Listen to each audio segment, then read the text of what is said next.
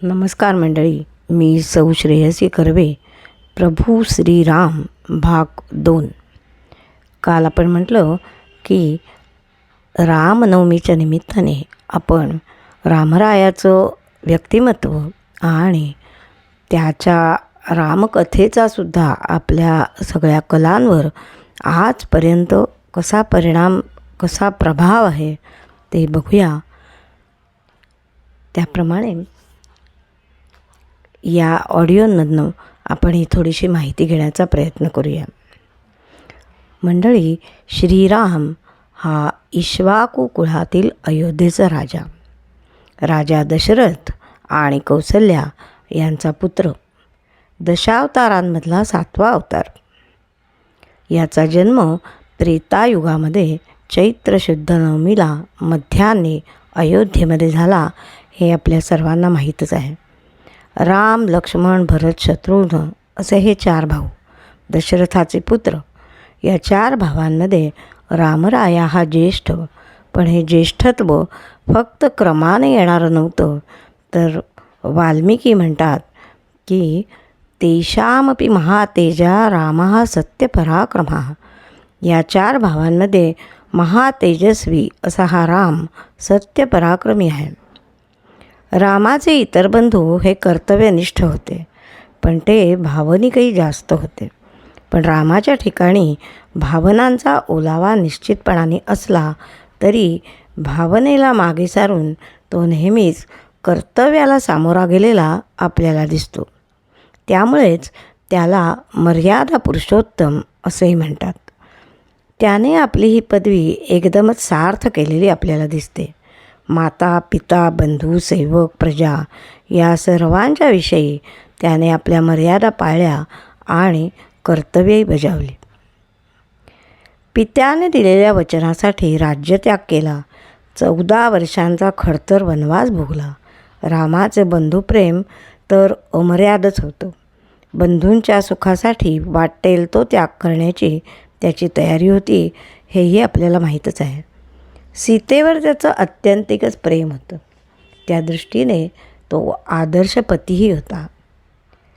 कालिदासाने एका श्लोकात म्हटलं आहे की लोकापवादाच्या भयाने रामाने सीतेला घरातून बाहेर घालवलं, पण मनातून नाही. सीता त्यागानंतर राज्यविषयक सर्व भोग भावांच्या वाट्याला रामाने दिले आणि स्वतः विरक्त जीवन स्वीकारलं. रामायणामध्ये गुह आणि वानरराज सुग्रीव हे दोघे रामाचे मित्र या नात्याने दिसतात. या जगात संपूर्ण विश्वात रामा इतका मला दुसरा कोणीही प्रिय नाही असं गुह शपथेवर सांगतो. तर अग्निसाक्षीने सुग्रीवाशी मित्रत्व जोडले गेल्यावर राम त्याला सांगतो की आपल्या दोघांचे सुखदुःख आता अगदी एकरूप झालं आहे. राम जेव्हा महाप्रस्थानाला निघाले तेव्हा सुग्रीवही रामाबरोबर महायात्रेसाठी सिद्ध झाला. राम हा सामर्थ्याचा महानिधी होता, पण आपला पराक्रम त्याने धर्माच्या रक्षणासाठी, प्रतिष्ठेसाठीच वापरला. लंकाधिपती रावणाबरोबरही तो लढला. त्याने रावणाला मारलंही, पण त्याची अवहेलना कधीच केली नाही.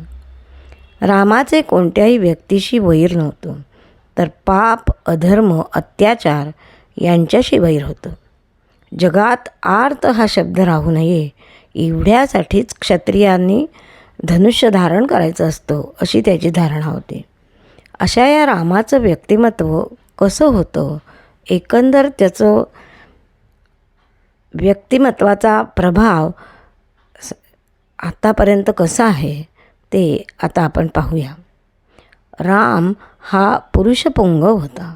शारीरिकदृष्ट्या तो निरोगी, सुंदर आणि सुघटित असा होता. अजानबाहू होता. त्याचे डोळे टपोरे होते. ललाट भव्य होतं. त्याच्या सर्व देहावर अवर्णनीय अशी कांती होती. रामराया हा राजकुमार असल्यामुळे तो राजनीतीच्या व्यवहारामध्ये पारंगत होता. क्षात्र धर्मावर त्याची श्रद्धा होती. सज्जनांचा संग्रह आणि दुर्जनांचा निग्रह कसा करावा हे त्याला चांगलं अवगत होतं. वनवास काळातसुद्धा अनेक ऋषीमुनींच्या आश्रमात जाऊन त्यानं काही शस्त्र संपादन केले. देव आणि असुर यांच्या शस्त्रांचीही उत्तम माहिती त्यांनी करून घेतली. वसिष्ठांच्या सहवासात त्यांना उत्तम तत्त्वज्ञानाचाही लाभ झाला.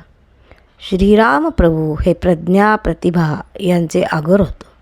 संगीत, वाद्य, चित्रकला यांचंही ज्ञान त्यांना होतं.